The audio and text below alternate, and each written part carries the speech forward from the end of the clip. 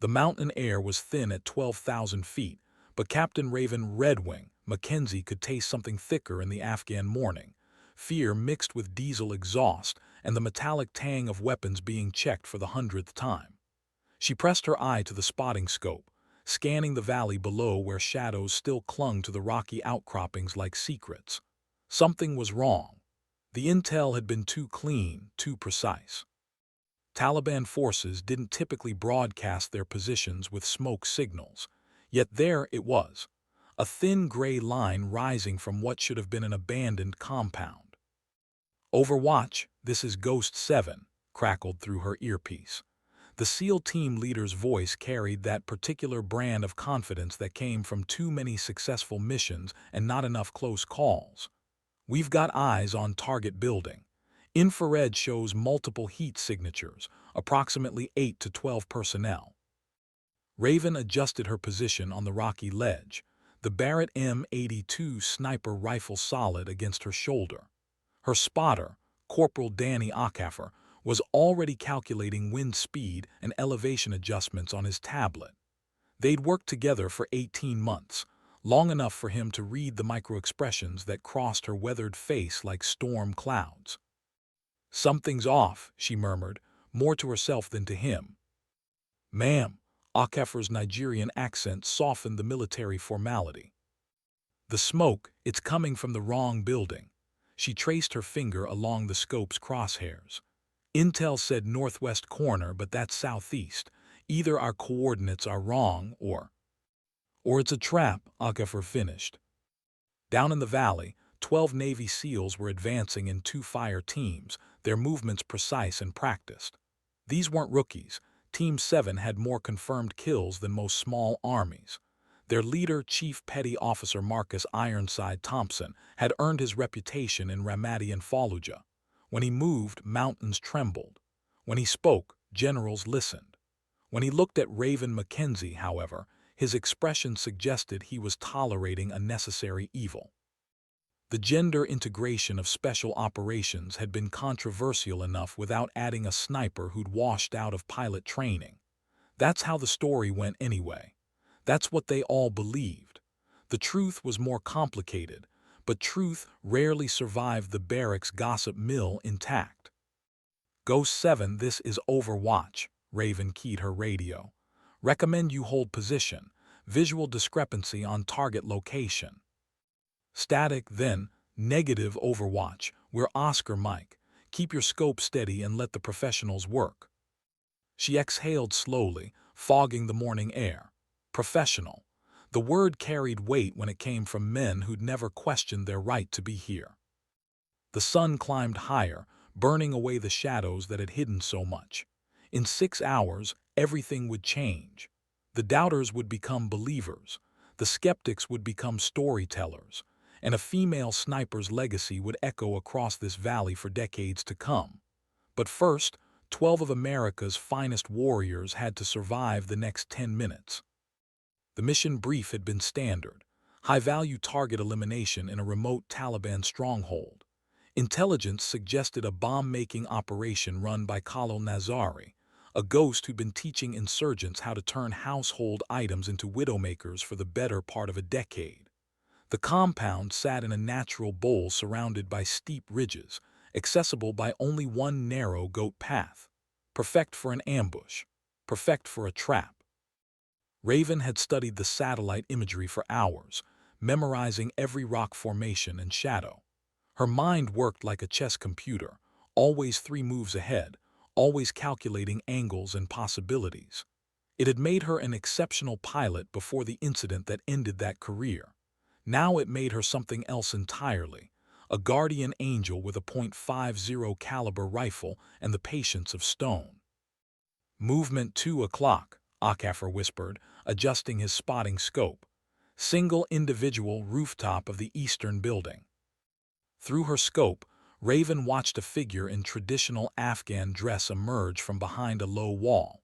Male, approximately 40 years old, carrying what appeared to be a radio. He moved with purpose but not urgency. That bothered her. If you knew American Special Forces were about to kick down your door, You didn't casually check your communications equipment.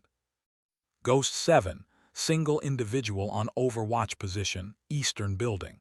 Appears to be coordinating. Copy that, Overwatch, we see him. But they didn't see what Raven saw. The man wasn't watching the approaching SEALs. He was watching the ridgelines, scanning the high ground where sniper teams would typically position themselves. His radio crackled, and he spoke briefly before disappearing back behind cover. The pieces fell together in her mind like tumblers in a lock clicking into place.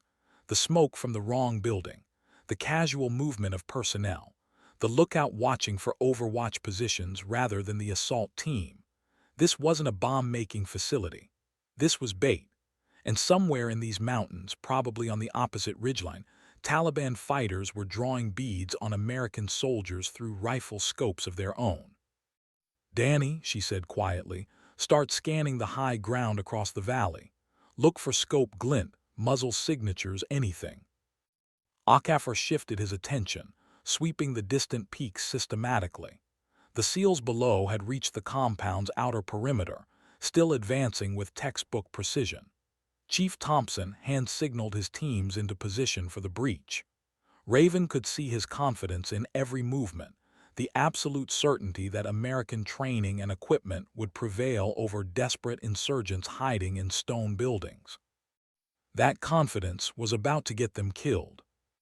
"Contact!" The radio erupted with gunfire and shouting.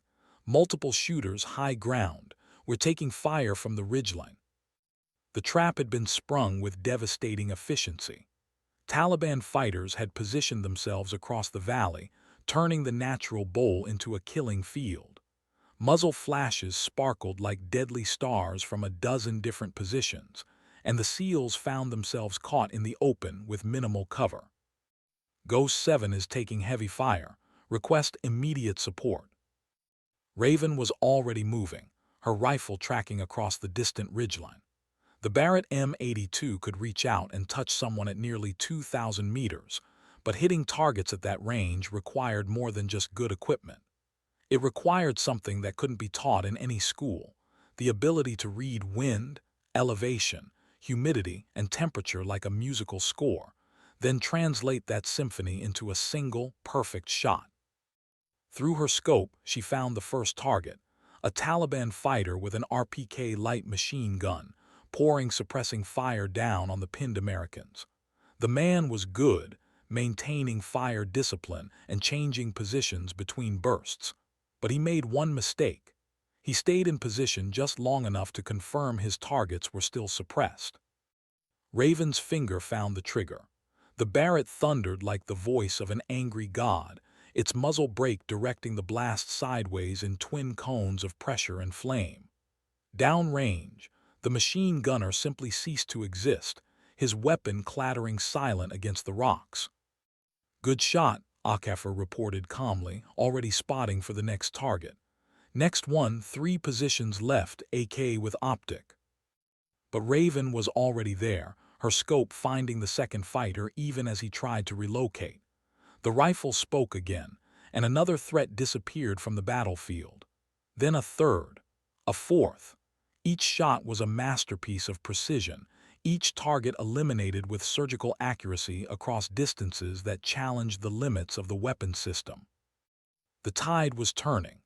The ambushers were becoming the ambushed, picked off one by a sniper they couldn't see, couldn't locate, and couldn't effectively return fire against. The surviving Taliban fighters began to withdraw, their carefully planned trap unraveling under the methodical elimination of their key personnel. In the valley below, Chief Thompson's voice cut through the diminishing gunfire. "Overwatch, this is Ghost 7. Outstanding shooting.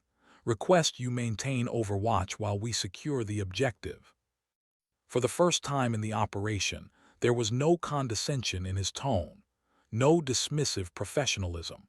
Just the acknowledgement that lives had been saved by someone who knew her job and did it better than anyone had expected. The sun was higher now, burning away the last of the morning shadows. The compound below revealed its secrets as the SEALs moved through it methodically, clearing rooms and gathering intelligence. What they found wasn't a bomb-making facility. It was a training camp, complete with mock-ups of American vehicles and detailed intelligence on U.S. military tactics. The Taliban had been studying their enemy with the same dedication that their enemy had been studying them. Raven continued her overwatch, scanning for threats that might emerge from the surrounding terrain. The Barrett's barrel was warm against her hand, and the familiar smell of burned powder hung in the air like incense. 4 confirmed kills at extreme range under combat conditions. Not bad for someone who'd supposedly washed out of pilot training. "Ma'am," Okafor said quietly, adjusting his spotting scope, "if you don't mind me asking, what really happened with the pilot thing? I mean, someone who can shoot like that doesn't just wash out of anything." Raven was quiet for a long moment, watching the SEALs work below. Finally, she spoke without taking her eye from the scope. "Sometimes the military decides it needs you in a different place than where you thought you were going. Sometimes that place turns out to be exactly where you belonged all along."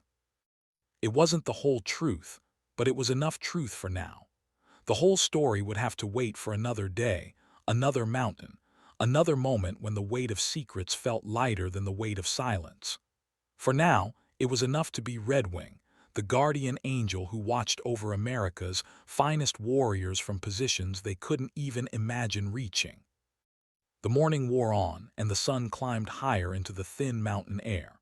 Below in the valley, 12 Navy SEALs completed their mission and prepared to extract, their lives saved by precision fire from a female sniper who'd been dismissed as a washout and a diversity hire. By evening, the story would begin to spread through the special operations community. By the end of the week, it would reach the Pentagon. By the end of the month, it would become legend. But legends, like mountains, are built one stone at a time.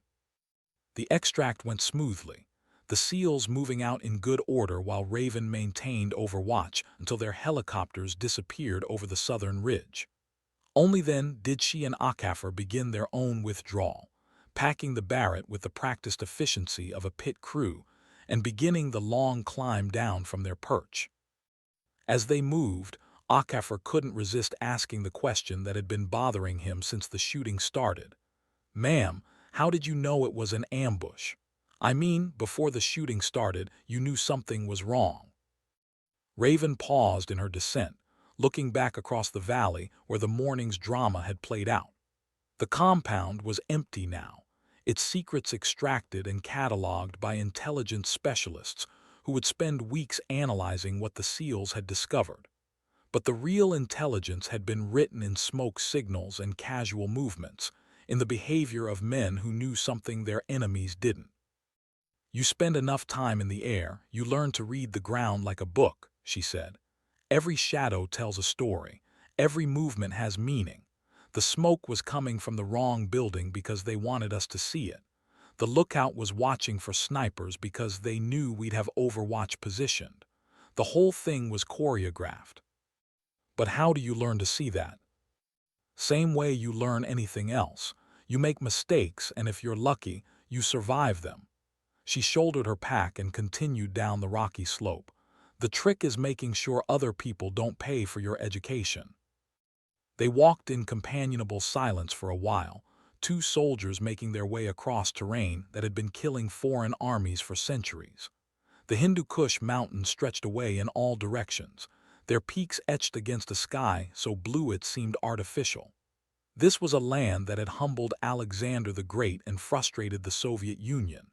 It demanded respect, and it punished arrogance with swift brutality. As they reached the landing zone where their own helicopter waited, Raven reflected on the morning's events. 4 confirmed kills at extreme range. 12 American lives saved. A mission completed successfully despite intelligence that had been compromised or deliberately misleading. Not a bad day's work for a pilot washout.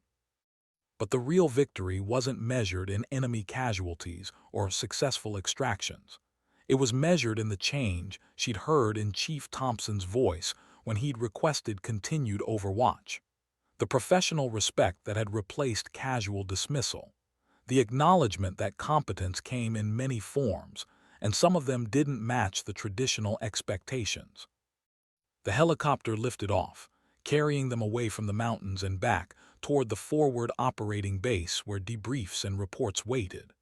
Below, the valley grew smaller and more abstract, its deadly secrets reduced to map coordinates and tactical assessments. But Raven would remember every detail, every shot, every moment when training and instinct had combined to create something approaching perfection. In the seat beside her, Akafer was already cleaning his spotting scope with the methodical care of a craftsman. Good spotter-sniper teams were like good marriages, built on trust, communication, and the absolute knowledge that your partner would never let you down when it mattered most. They'd been tested today and found worthy of each other. The radio crackled with routine traffic as they flew south, pilots reporting weather conditions, ground units checking in with their higher headquarters, the normal administrative background noise of a military at war. But occasionally, mixed in with the operational chatter, Raven caught fragments of conversation about the morning's events, Ghost 7's contact, the sniper who'd broken up the ambush, the impossible shots that had saved American lives. Stories were already being born, growing in the telling with each transmission. By the time they reached base, the 4 confirmed kills would probably be 6. The range would stretch from impossible to miraculous. The female sniper would become a mythical figure, part Annie Oakley and part guardian angel, touching down from heaven just long enough to remind the Taliban that American soldiers were never truly alone on the battlefield. Raven smiled at the thought. Myths were useful things in military culture, providing inspiration and comfort in equal measure. If her shooting today helped some young soldier feel more confident on his next patrol, if it reminded potential enemies that American Overwatch was always watching, then the embellishment served a purpose beyond simple storytelling. But she also knew that myths could become prisons, creating expectations that no human being could consistently meet. The next time out she might miss. The weather might be wrong. The intelligence might be better. The enemy might be smarter. Success in combat was always temporary, always conditional, always one bad decision or unlucky break away from disaster. The helicopter banked left, following a river valley that would take them home. Home, in this case, being a collection of prefabricated buildings surrounded by concrete barriers and razor wire, where the coffee was always too strong and the air conditioning never quite worked.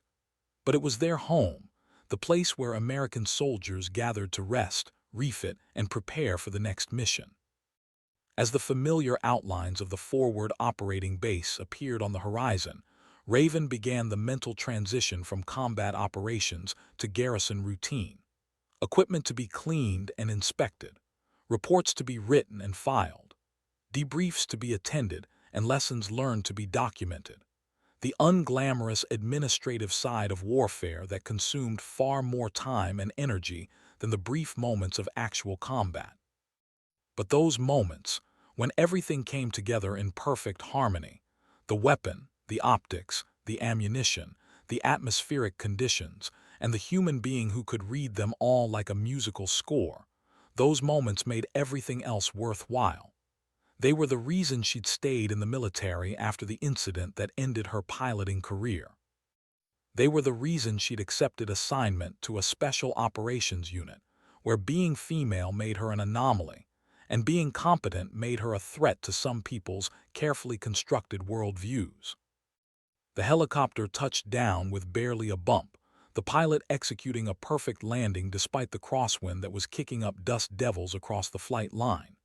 As Raven gathered her gear and prepared to disembark, she caught sight of Chief Thompson and his team climbing out of their own helicopter 2 pads over. Even at this distance, she could see the difference in their posture, their movements. They'd been tested today and found worthy of their reputation. More importantly, they'd learned that reputation was a two-way street. The female sniper they dismissed as a necessary evil had proven herself worthy of their respect. It was a small victory in the larger war for acceptance and recognition, but small victories were how larger wars were won. The debrief would wait until tomorrow. Tonight, there would be hot food, cold drinks, and the comfortable camaraderie of soldiers who'd survived another day in a place where survival was never guaranteed. There would be stories told and retold, growing more elaborate with each telling. There would be jokes and complaints and the endless speculation about when they might get to go home. But underneath it all, there would be the quiet satisfaction that came from a job well done. 4 shots fired, 4 targets eliminated, 12 American lives saved. In the cosmic accounting of warfare, it was a small entry. In the personal ledger of Captain Raven Mackenzie, call sign Redwing, it was everything. The afternoon sun was merciless as Raven made her way across the base toward the armory, her rifle case slung across her shoulders and her gear bag heavy with equipment that needed immediate attention. The Barrett M82 was a precision instrument that demanded respect and meticulous care. Every shot fired meant components stressed, tolerances tested, and systems pushed to their engineering limits. Neglect that for even a day, and the weapon that had saved lives this morning might fail when lives depended on it tomorrow. The armory was a concrete bunker designed to withstand direct mortar hits, its thick walls keeping the base's most sensitive weapons safe from both enemy action and the curious hands of soldiers who didn't understand the difference between maintenance and tinkering. Staff Sergeant Maria Santos looked up from her paperwork as Raven entered, her expression shifting from routine boredom to professional interest. "Heard you had some excitement today," Santos said, clearing space on her workbench. 4 for 4 at extreme range if the rumors are accurate. "Rumors have a way of growing," Raven replied, carefully removing the Barrett from its case. "But the weapon performed flawlessly, needs a complete breakdown and inspection before it goes back into service." Santos nodded, running practiced hands over the rifle's surfaces, checking for obvious damage or wear. 22 years in the Army had given her an almost supernatural ability to diagnose weapons problems before they became critical failures. She'd kept more soldiers alive through preventive maintenance than most medics had through emergency surgery. "Barrel temperature was well within limits," Raven continued, providing the technical details that would guide the inspection. 4 rounds fired, standard M33 ball ammunition, no signs of unusual pressure or extraction problems. Optics maintained 0 throughout the engagement. As Santos began the systematic disassembly that would reveal any hidden problems, Raven found herself thinking about the morning's events from a different perspective. 4 shots, 4 kills. It sounded simple when reduced to statistics, but each pull of the trigger had been the culmination of thousands of hours of training, hundreds of variables calculated and compensated for, and years of experience distilled into milliseconds of perfect execution. The first shot had been the most critical, establishing her presence on the battlefield and immediately changing the tactical equation. Taliban fighters who'd felt safe in their ambush positions suddenly found themselves exposed to counterfire from an unexpected direction. The psychological impact was as important as the physical elimination of the target. Doubt crept in, plans began to unravel, and the hunters became the hunted. The second shot had confirmed that the first wasn't luck. Pattern recognition was a fundamental part of human survival instinct, and enemy fighters who witnessed 2 impossible shots from the same general direction began to understand that they were facing something exceptional. Some would try to relocate. Others would attempt to identify her position and return fire. The smart ones would simply withdraw and live to fight another day. The third and fourth shots had been statements of intent, demonstrating that American Overwatch capabilities extended far beyond what most insurgent forces believed possible. Word would spread through Taliban networks that a new threat had emerged, a sniper who could reach out and touch targets at ranges that challenged the laws of physics. Future operations would have to account for that capability, changing tactics and limiting options in ways that favored American forces. "Interesting wear pattern on the bolt face," Santos observed, holding the component up to the fluorescent lights. You've been putting some rounds through this system lately. Training never stops, Raven replied. The difference between a good shot and a perfect shot usually comes down to repetition. Muscle memory has to be so ingrained that conscious thought doesn't have time to interfere with execution. It was true, but it wasn't the whole truth. The real reason she spent so many hours on the range had less to do with mechanical precision and more to do with psychological preparation. Every perfect shot in training was a deposit in the confidence bank that would pay dividends when lives hung in the balance. Every marginal shot was a lesson in humility that reminded her that perfection was a goal, not a guarantee. Santos continued her inspection with the thoroughness of a forensic investigator, examining each component for signs of stress, wear, or damage that might compromise future performance. The Barrett M82 was designed for reliability under extreme conditions, but reliability was a partnership between engineering and maintenance. Miss a crack in the bolt lugs or ignore excessive wear in the gas system, and a $10,000 rifle became $10,000 worth of scrap metal at exactly the wrong moment. Everything looks good, Santos finally announced, beginning the process of reassembly. Whatever you did to those Taliban fighters, you didn't hurt the rifle doing it. This system should be ready for service as soon as I finish the paperwork. Raven nodded, but her mind was already moving ahead to the next mission, the next challenge, the next moment when American lives might depend on her ability to make impossible shots possible. The Barrett would be ready. The question was whether she would be ready. Physical preparation was the easy part. Mental preparation was where wars were won or lost. As she left the armory and walked toward the operations center where her debrief waited, Raven reflected on the strange path that had brought her to this moment. 5 years ago, she'd been a helicopter pilot with dreams of flying Apache gunships into combat. A single moment of mechanical failure and a crash landing that wasn't quite perfect had ended that career and nearly ended her life. The physical injuries had healed, but the psychological scars had been more persistent. It had taken months of rehabilitation and soul-searching to realize that her military career didn't have to end with her flying career. The same skills that had made her an exceptional pilot, situational awareness, ability to process multiple variables simultaneously, comfort with high-stress environments, translated surprisingly well to precision shooting.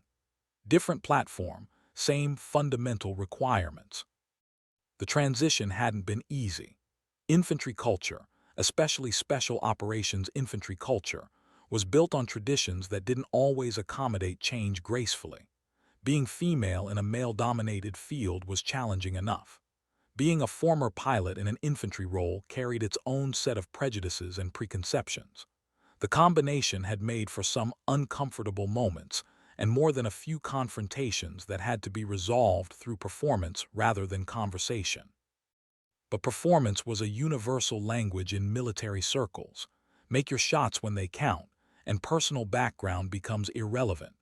Miss when lives depend on accuracy, and no amount of political correctness can save your career. It was a harsh meritocracy, but Raven preferred it to the alternatives. At least prejudice based on capability could be overcome through demonstration. Other forms of bias were more persistent and harder to defeat. The operations center was a hive of activity when she arrived, radio operators coordinating with units scattered across the region, while intelligence analysts updated threat assessments based on the morning's discoveries. The Taliban training camp that Ghost 7 had raided contained a treasure trove of information about enemy tactics, techniques, and procedures.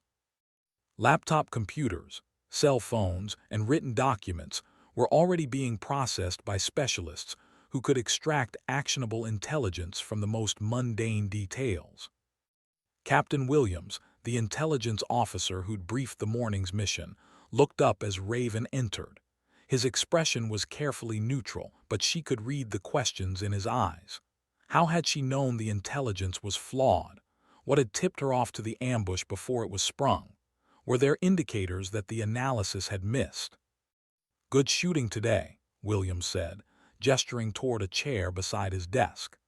Chief Thompson's preliminary report says you eliminated 4 targets at ranges exceeding 1,500 meters. That's some impressive marksmanship. The weapon system performed as advertised, Raven replied, settling into the chair. Environmental conditions were favorable, and the targets presented clear shots. Any qualified sniper would have achieved similar results. It was false modesty, and they both knew it. Shots at that range under combat conditions were anything but routine, even for snipers with years of experience. But military culture valued humility over boastfulness, and claiming credit for exceptional performance was considered poor form. Let others tell the story. Focus on the mission and the team. Williams consulted his notes, cross-referencing her observations with the intelligence that had driven the morning's operation. You reported visual discrepancies before the contact began. What specifically caught your attention?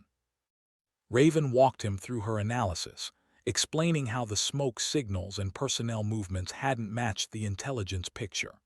A bomb-making facility would have shown different patterns of activity. Lookouts would have focused on likely approach routes rather than sniper positions. The casual nature of the movements suggested people who were comfortable in their environment rather than nervous about imminent discovery.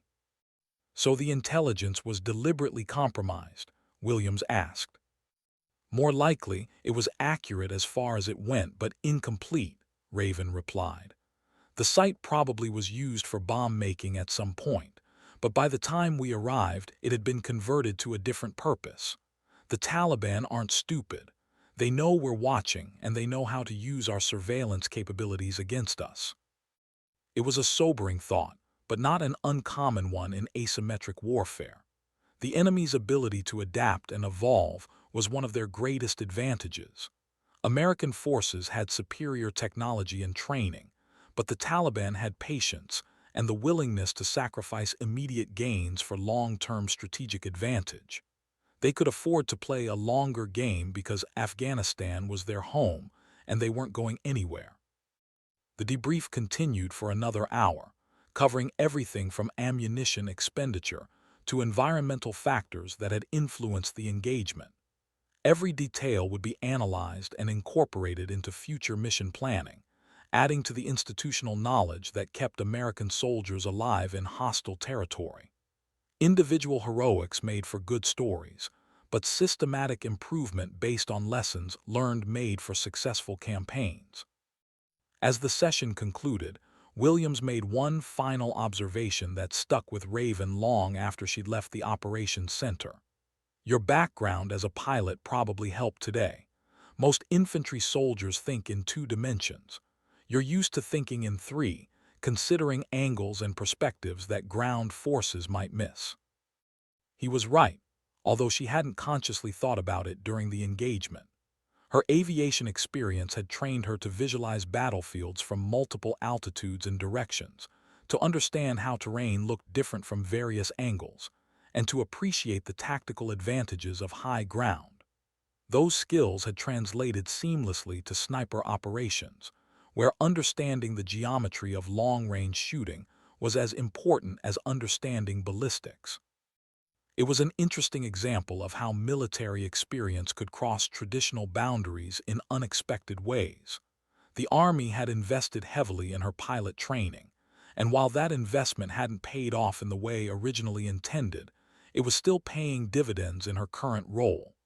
Skills were transferable even when careers weren't. The evening chow hall was crowded with soldiers winding down from the day's operations.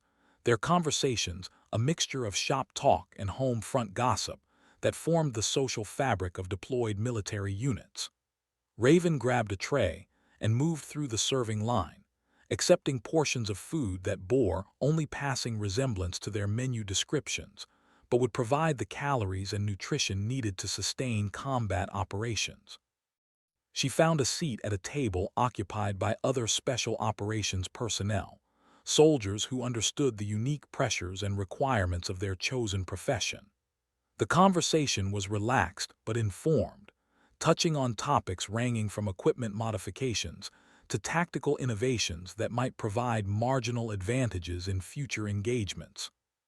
"Heard you put on quite a show today," said Master Sergeant Rodriguez, a Special Forces medic whose calm competence had saved lives on more battlefields than most soldiers had seen. Chief Thompson was practically glowing when he called in his after-action report. "Says you broke up an ambush that could have gone very badly." "Team effort," Raven replied, cutting into something that might have been chicken. "Good intelligence from Ghost 7, good coordination from the Tactical Operations Center, good support from my spotter. Individual marksmanship is just one piece of a much larger puzzle." It was the standard response, deflecting personal credit while acknowledging the contributions of others. But Rodriguez wasn't buying the false modesty, and his expression made it clear that he understood the difference between teamwork and exceptional individual performance. "4 for 4 at extreme range under combat conditions," he persisted. "That's not teamwork. That's skill backed up by ice water in the veins. Don't sell yourself short." The conversation continued through dinner, ranging across topics that would have seemed surreal to civilians, but were routine considerations for soldiers deployed in combat zones. Equipment reliability under extreme conditions, tactical modifications based on enemy adaptation, medical considerations for operations at high altitude, the mundane technical details that determined whether missions succeeded or failed, whether soldiers came home or joined the casualty statistics. As the meal wound down and soldiers began drifting back to their quarters or duty assignments, Raven found herself thinking about Rodriguez's comments regarding individual versus team performance. Military culture emphasized collective achievement over personal recognition, and for good reasons. Successful units functioned as integrated systems where individual excellence supported group effectiveness rather than competing with it. But there was also value in acknowledging exceptional performance when it occurred, if only to establish standards and expectations for others. Her shooting today had been exceptional by any measure, and pretending otherwise served no useful purpose. The key was to frame that recognition in ways that supported unit cohesion rather than undermining it. As she walked back to her quarters through the warm Afghan evening, Raven considered how the day's events might influence her future role within the special operations community. Success in combat had a way of opening doors that remained closed to those who hadn't proven themselves under fire.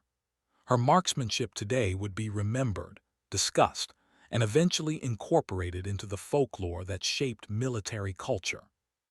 That could be both an opportunity and a burden.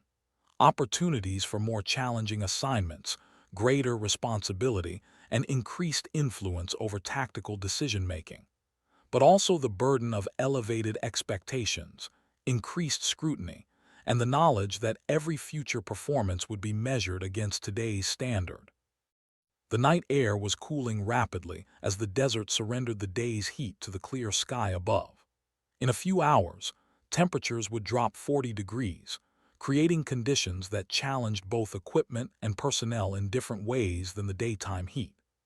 Afghanistan was a land of extremes that demanded constant adaptation and respect for environmental factors that could kill as efficiently as enemy action. Her quarters were spartanly furnished but comfortable by military standards, providing privacy and basic amenities that made deployment bearable if not enjoyable. As she prepared for sleep, Raven performed the ritual equipment checks that had become second nature over years of military service. Personal weapons cleaned and ready, communications equipment functional and charged, medical supplies inventoried and accessible. But the most important preparation was mental, the process of reviewing the day's events and extracting lessons that would improve future performance. What had gone right? What could have been done better? What indicators had she missed that might be important next time? The Barrett M82 had performed flawlessly, but she'd noticed a slight shift in zero between the second and third shots that suggested environmental factors were affecting precision. Temperature changes, perhaps, or wind patterns that weren't immediately obvious. something to monitor and compensate for in future engagements. Her communication with Ghost 7 could have been more assertive. She'd identified the tactical problem before the ambush was sprung, but hadn't pushed hard enough to convince the team leader to modify his approach. Diplomatic language was appropriate in normal circumstances, but combat situations sometimes required more direct communication, even at the risk of bruising egos. The intelligence analysis had been flawed, but not in ways that were immediately obvious to someone without her specific background and experience. Future mission planning should include more diverse perspectives on target assessment, drawing on aviation, armor, and infantry expertise to create more comprehensive threat pictures. As sleep approached, Raven's thoughts drifted from tactical analysis to larger questions about her place in the military and the trajectory of her career. Today had been a validation of choices made years earlier when a helicopter crash had forced her to rebuild her professional identity. The path from pilot to sniper hadn't been linear or obvious, but it had led to moments like today when her unique combination of skills and experience made the difference between mission success and disaster. Tomorrow would bring new challenges, new missions, and new opportunities to prove that exceptional performance wasn't accidental. The legend of Red Wing was just beginning to take shape, built on a foundation of precision shooting and tactical intelligence that would reshape how special operations units thought about Overwatch capabilities. But legends were responsibilities as much as achievements, and Raven understood that today's success had created expectations that would follow her for the rest of her military career. The female sniper who could make impossible shots at impossible ranges would be called upon repeatedly to demonstrate that capability, often under conditions that were more challenging than today's nearly perfect shooting environment. She fell asleep to the distant sound of helicopters returning from evening patrols, their rotor noise a familiar lullaby that connected her current role to her previous identity as an aviator. Different mission, same commitment to bringing American soldiers home safely. Different platform, same dedication to excellence under pressure. The legend of Red Wing would grow in the telling, but its foundation would always be this day in the Afghan mountains, when precision shooting and tactical intelligence combined to save American lives and change perceptions about what was possible in modern warfare. 3 weeks after the ambush in the valley, Raven found herself briefing a room full of senior officers at Bagram Airfield, her after-action report having worked its way up the chain of command with unusual speed. The PowerPoint presentation displayed on the wall behind her showed satellite imagery of the engagement area, ballistic calculations, and tactical diagrams that reduced the morning's life-and-death struggle to clinical military analysis. Colonel Patricia Hayes, the briefing officer, had the weathered look of someone who'd spent considerable time in both combat zones and Pentagon conference rooms. Her questions were precise and informed, cutting through the tactical details to focus on broader implications for special operations doctrine and training. "Captain Mackenzie," the colonel said, consulting her notes, "your preliminary assessment identified the tactical situation as an ambush before enemy contact. What specific indicators led to that conclusion?" Raven clicked to the next slide, which showed thermal imagery of the compound taken hours before the assault. "Multiple factors, ma'am. Personnel movement patterns inconsistent with bomb-making activities. Smoke signals from locations that didn't match intelligence reports. Lookouts positioned to watch for Overwatch assets rather than ground assault teams. And your aviation background influenced this assessment." "Yes, ma'am. Pilots are trained to read terrain from multiple perspectives and altitudes.